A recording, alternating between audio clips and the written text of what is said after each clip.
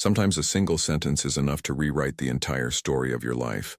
And I learned that the day I realized wealth doesn't disappear, it drifts away from those who tell it to. I used to believe abundance was a matter of luck, timing, or talent, until Jewish wisdom revealed something far more unsettling. Most people unknowingly push prosperity away with the very words they whisper to themselves every morning. They don't lose money. They dismiss it. And the worst part is that they do it with the gentlest, most innocent phrase, "I'm fine."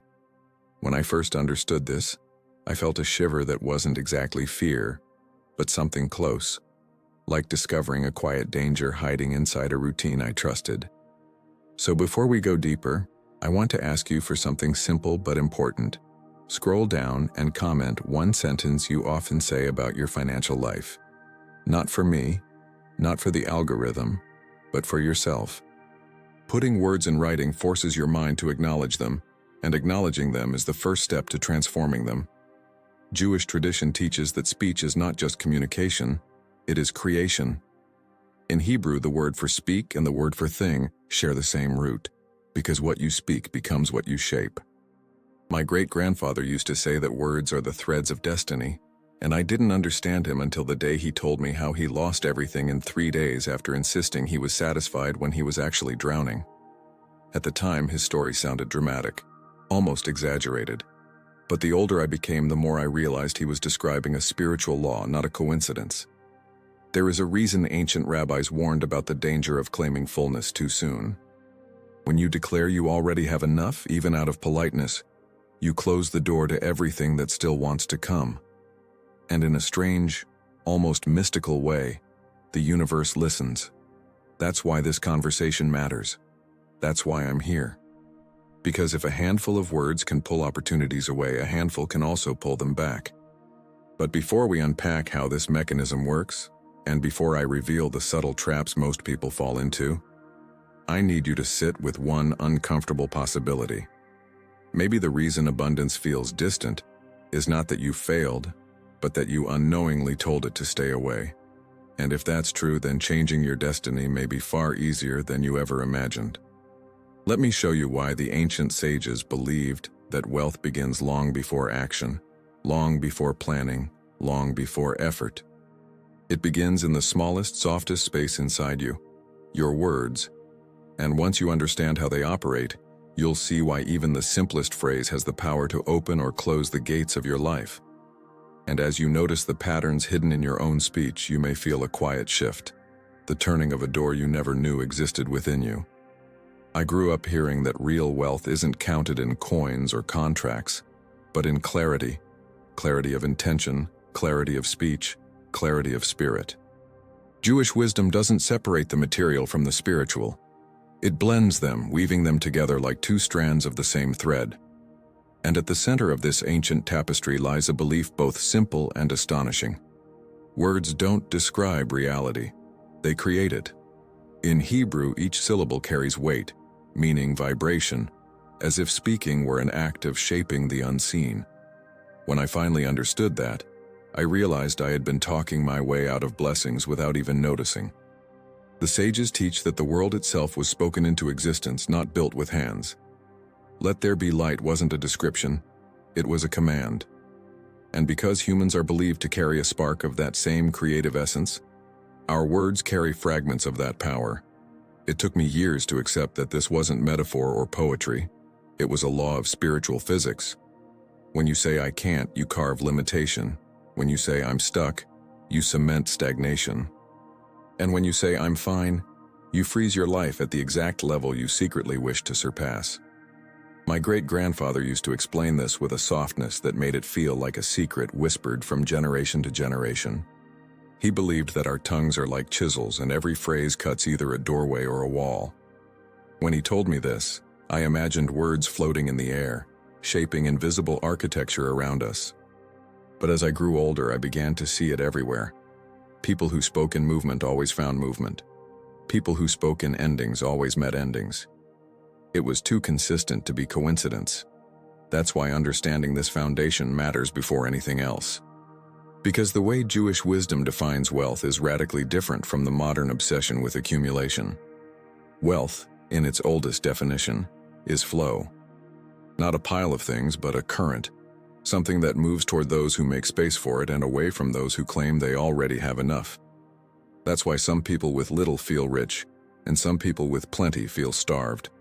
It's not the size of their fortune, it's the shape of their words. And here's where the contrast becomes clear. The world tells you to grind, hustle, push, rush. But the ancients said something else entirely. Align your speech, align your spirit, and the material will follow. It's almost counterintuitive. Wealth beginning not in effort, but in expression. Which leads to a question most people never ask themselves. What if the biggest obstacle to your prosperity isn't the economy, your education, or your opportunities, but a single phrase you've been repeating for years without noticing its cost? And if so, which phrase is silently draining your life right now? The truth may feel uncomfortable, but it's the key to everything that comes next. Because hidden inside our daily speech is the first invisible trap, the one most people fall into without realizing how much it steals from them. The first invisible trap is so ordinary, so polite, so socially acceptable, that most people never question it. It slips out of the mouth automatically like a reflex, harmless on the surface, disastrous beneath it. The trap is the quiet, familiar phrase, "I'm fine." I used to say it without thinking, repeating it like a shield to avoid deeper conversations, as if admitting my real state would make me weak. But Jewish wisdom taught me something uncomfortable. Every time I said, "I'm fine," I wasn't just hiding my truth. I was declaring to the universe that I needed nothing more, wanted nothing more, expected nothing more. And the universe, obedient in its subtle laws, simply complied. It struck me one evening when I found an old notebook belonging to my great-grandfather. In his careful handwriting, he described a moment when he lost almost everything in just 3 days. At first I thought it was a story about misfortune, some sudden market crash or terrible decision. But no, his downfall began with a sentence. He had been struggling quietly, carrying fears he refused to speak aloud. And whenever someone asked how he was doing, he would soften his voice and say, "I'm fine." He wrote that he said it to appear humble, strong, resilient. But spiritually, he had unknowingly announced over and over that he was full, that he didn't need support, opportunity, or increase. As I read those pages, I realized he wasn't warning about tragedy. He was revealing a pattern, something almost mathematical. Because once he declared, "I'm fine," long enough, opportunities stopped appearing. Clients disappeared. Small issues snowballed into larger ones. He had sealed the doors of possibility with the gentlest lock imaginable. False contentment. It made me wonder how many times I had done the same. How many times I had denied myself growth out of habit, politeness, or fear of sounding needy. And as I reflected, I began to see how many people around me lived trapped in that same pattern. Friends who said they were fine while exhausted, co-workers who said they were fine while drowning in bills, even strangers whose eyes betrayed a silent longing while their mouths recited the same empty phrase. The real danger of "I'm fine" isn't that it hides pain, it's that it stops movement. Spiritually, it signals closure. Psychologically, it signals resignation. And energetically, it becomes a phrase of stagnation, a quiet anchor keeping your life exactly where it is. My great-grandfather wrote that the moment he understood this, he felt a mix of shame and revelation, shame for having pretended and revelation for finally seeing the mechanism. It wasn't misfortune that took everything from him, it was his own declaration of sufficiency. And that's what makes this first trap so subtle and so dangerous. Because if the words you speak carve the path ahead of you, then the smallest sentence can redirect your entire life. And once you see that, you begin to wonder, if pretending to be fine can cause loss, what other traps might be silently shaping your destiny without you noticing? The deeper I went into my great-grandfather's writings, the more I realized that his lesson wasn't just a personal story. It was a doorway into an ancient principle that had existed long before him. Jewish wisdom teaches that blessings don't disappear. They simply flow toward whoever has room to receive them. And that's why the Talmud offers a warning that sounds almost poetic, but carries the weight of a law: the full vessel cannot receive. At first glance, it seems obvious. Of course, a container can't hold more if it's already filled. But spiritually, this principle reaches far beyond logic. When the sages spoke of fullness, They were not referring to wealth or possessions, but to the inner state of a person. Someone who claims they are satisfied when they are not, blocks the path of increase. Someone who insists they need nothing more, even out of habit, stops the flow of what was already on its way. I used to imagine this as a kind of cosmic symmetry. If you declare completion, the universe honors your declaration. It steps back as if saying, "So be it." This is why the phrase "I'm fine" carries such hidden weight. It behaves like spiritual clutter. It fills your inner vessel with false fullness, leaving no space for new ideas, new opportunities, new growth. You might not feel full, you might not act full, but the moment you speak fullness, you signal it. And in a tradition where words carry the power of creation, that signal becomes a boundary. To make sense of this, I pictured a simple image: a cup trembling at the brim with water. Even a single additional drop would spill over the edge. There is no room, no matter how precious what is being poured.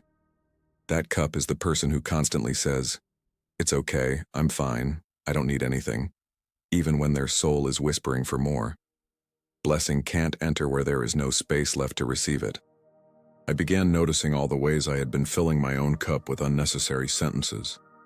Every time I minimized a dream to avoid seeming ambitious, every time I pretended not to need help, every time I downplayed my struggles so I wouldn't burden anyone, I was adding another drop, making my vessel overflow with pretense instead of honesty.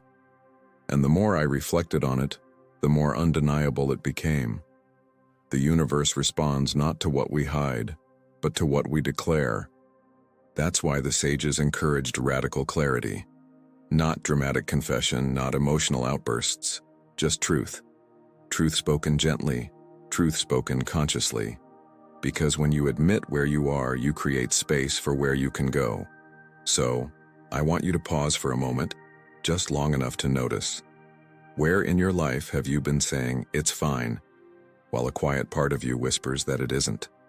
Where have you been pretending fullness when your heart is asking for expansion?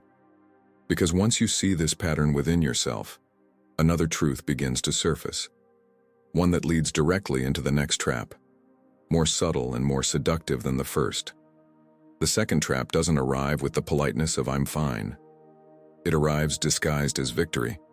It shows up the moment you take a breath after a long climb, when you finally feel a hint of progress, when the weight on your shoulders lifts just enough for relief to slip in.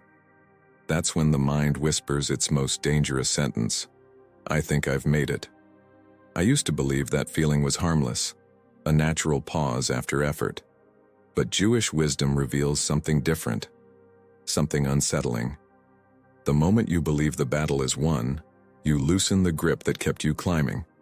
And it's in that loosening that decline begins. My great-grandfather used to say a phrase that sounded almost humorous: "A resting crocodile becomes a handbag." I laughed the first time I heard it, imagining the absurdity of such a picture. But behind the humor lived an undeniable truth: anything that stops moving becomes vulnerable. Stillness, in the spiritual sense, is not peace. It is exposure. When I reflect on my own life, I can see all the little moments where I fell into this trap. Times when I saved a little money and immediately relaxed my discipline. Times when a project began to work and I subconsciously stopped pushing. Times when I believed a relationship, a career path, or even my mindset had reached some final stable destination. Each time, without fail, decline followed, not because of bad luck, but because I had stepped out of movement and into complacency. Psychology explains this phenomenon with a simplicity that borders on brutal honesty. When you tell yourself you've already won, your brain marks the task as complete. Dopamine drops. Focus loosens. The inner engine that once pulled you forward slows to a crawl. You stop noticing opportunities, you stop preparing, you stop growing, and life, which rewards motion, begins to slip out of your hands. Spiritually, the consequences are even clearer. Movement is life. Growth is alignment with divine flow. The moment you declare yourself finished, you step out of that current. Jewish wisdom teaches that a person is meant to be in process for as long as they breathe. Not because perfection is required, but because movement is what keeps your vessel open. A stagnant soul cannot receive. A relaxed mind cannot discern. And yet this trap is so easy to fall into because it feels good, soothing, deserved, comforting. After all, who doesn't crave the sweetness of arrival after a long struggle? But arrival is a mirage. There are only thresholds, steps, stages. Each one asks for gratitude, yes, but also for continuity. That is the moral weight of this second trap. Life rewards those who stay awake. Wealth, growth, opportunity. None of them respond to comfort. They respond to momentum. And once you understand this, you begin to see why the most dangerous trap of all isn't complacency or false fullness. It's something far more subtle, something that hides beneath the appearance of contentment, whispering a lie powerful enough to halt even the strongest spirit. The third trap is the most dangerous because it feels like wisdom when, in truth, it's a lie dressed as peace. It appears in those moments when life looks calm on the surface, when nothing seems urgently wrong, when the noise settles just enough for you to convince yourself of a comforting illusion. Everything is perfect. I used to admire people who said this, people who radiated serenity, who claimed they needed nothing, wanted nothing, sought nothing.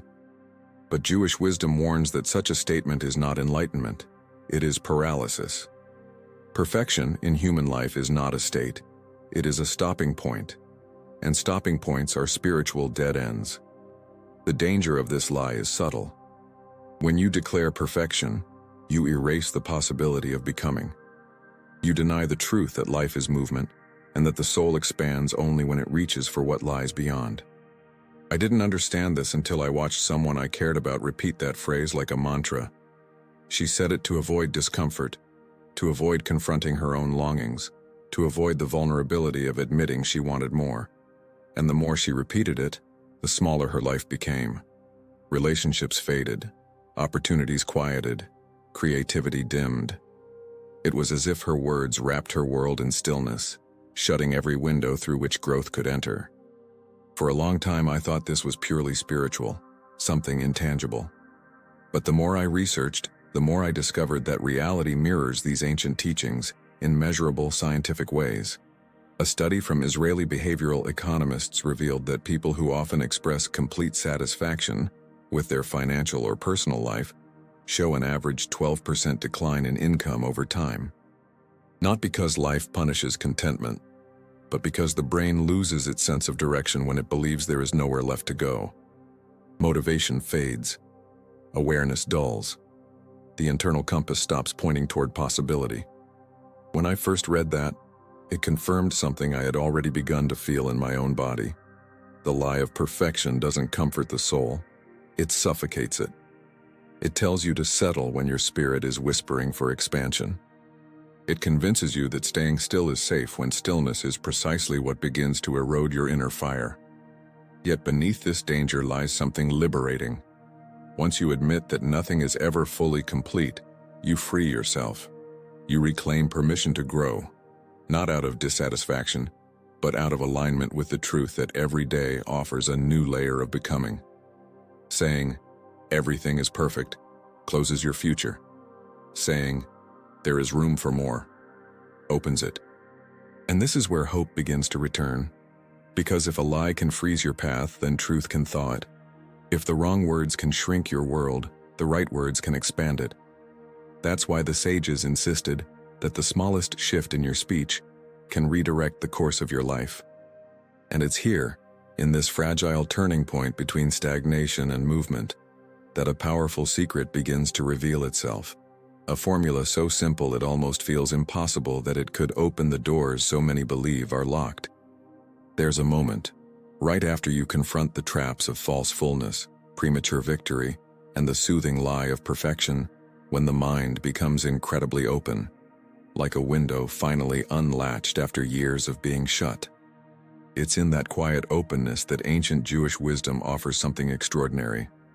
Not a warning this time, but a key.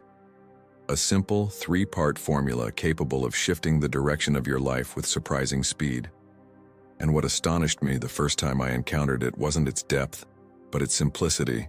3 small currents: gratitude, action, growth, woven together into a single phrase that reshapes the inner landscape.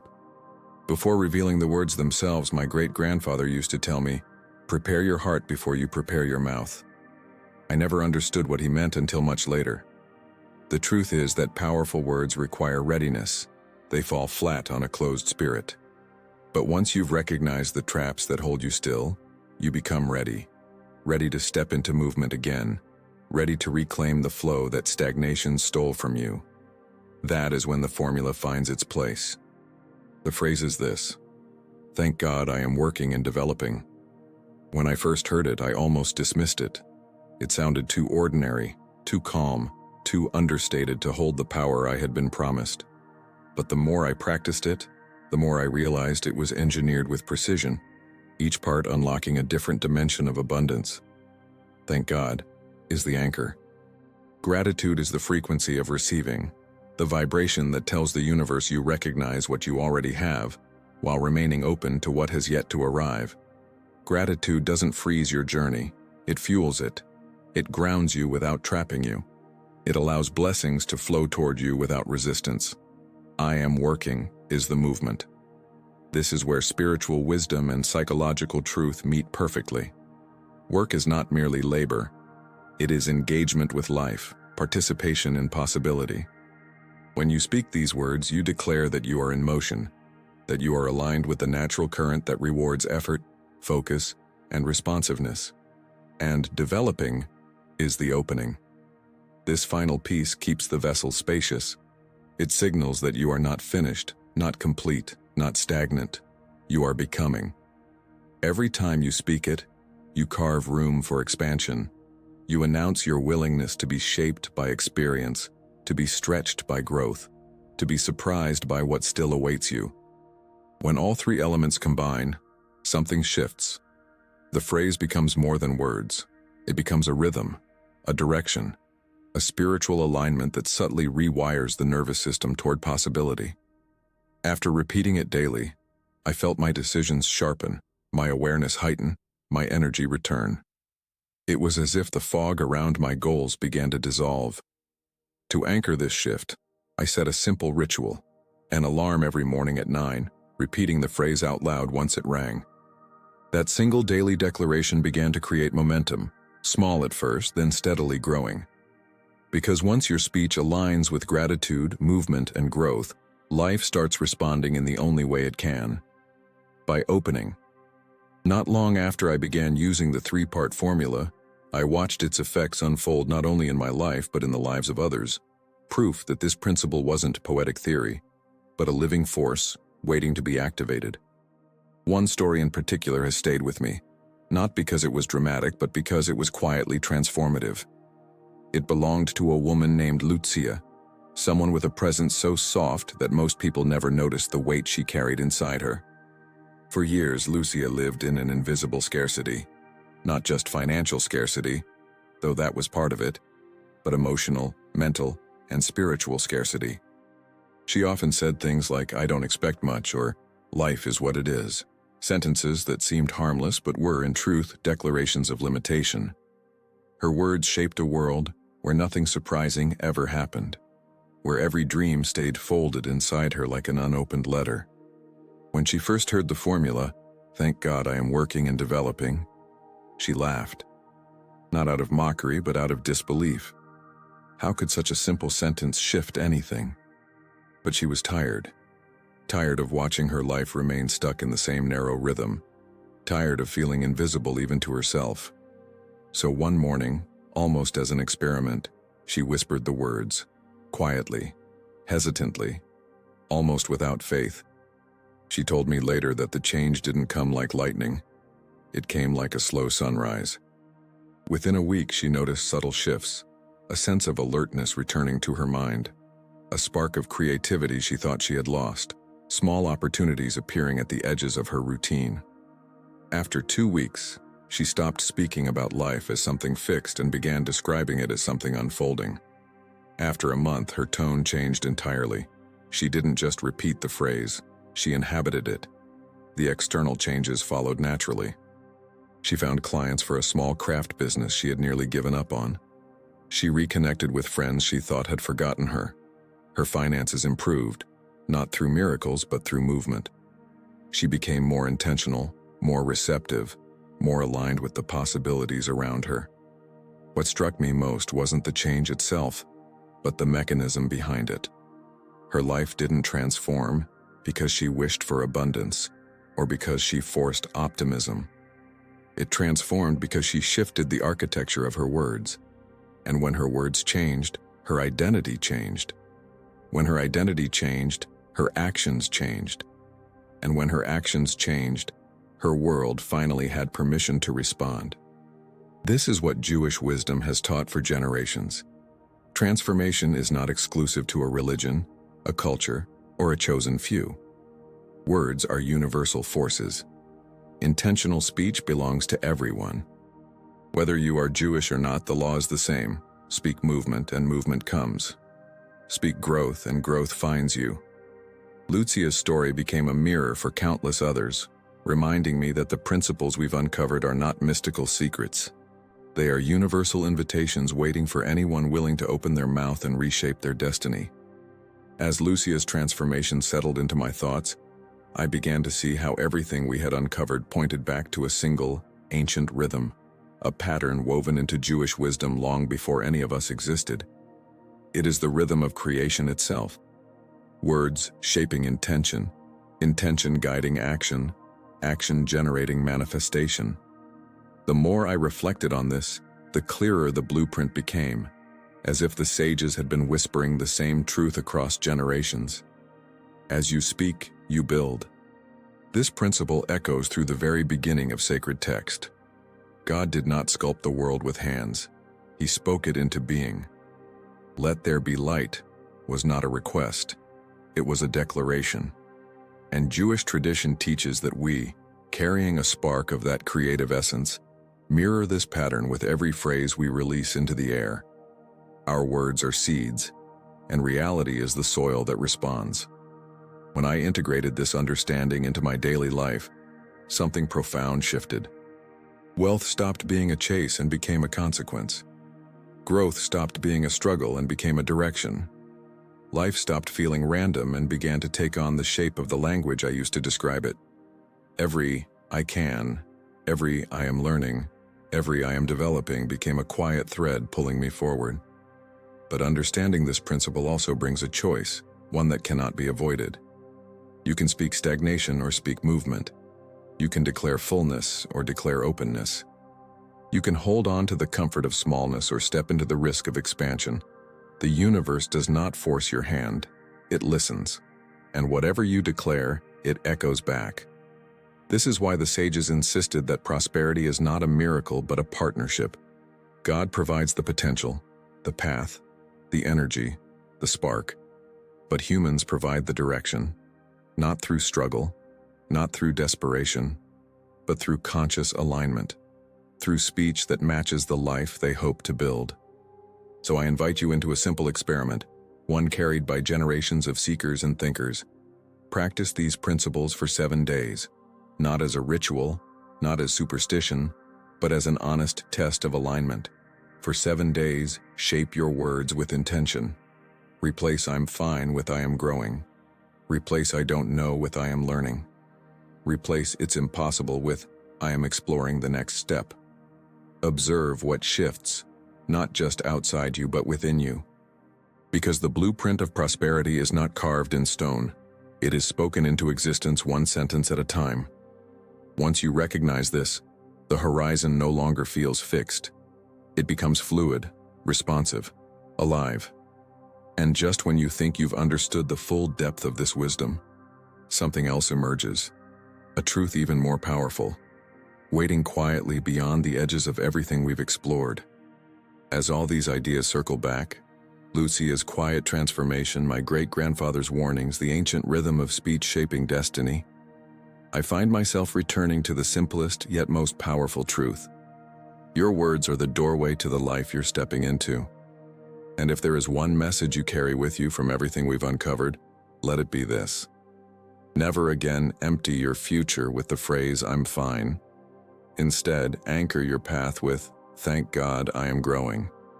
Speak it gently, speak it firmly, Speak it until your inner world echoes its meaning. Jewish wisdom teaches that blessings chase those who make space for them. And space isn't created by silence. It's created by conscious speech. Speech that aligns your heart with possibility. That's why in moments of uncertainty, our tradition offers not advice, but a blessing. So receive this as if it were placed softly into your hands. May the Lord bless you and guard you. May He shine His light upon your path. May He lift your spirit and grant you peace. Not a still peace, not a stagnant peace, but a living peace that moves with you as you grow. Because you're not meant to carry these teachings for yourself alone. Wisdom becomes real when it travels, when it reaches ears that have forgotten hope, when it touches hearts that have grown tired of waiting for change. So I ask you for one last act of generosity. Share this message with 3 people who may need a quiet reminder that their lives can expand again. Not to spread my voice, but to awaken theirs. Everything we've explored together, every trap, every principle, every shift, has been leading here, to a door now open before you. But beyond that door lies something we haven't touched yet, something deeper than words and older than blessing. A principle so subtle and powerful that it doesn't just unlock prosperity, it multiplies it. And once you understand it, the rhythm of your entire life begins to change.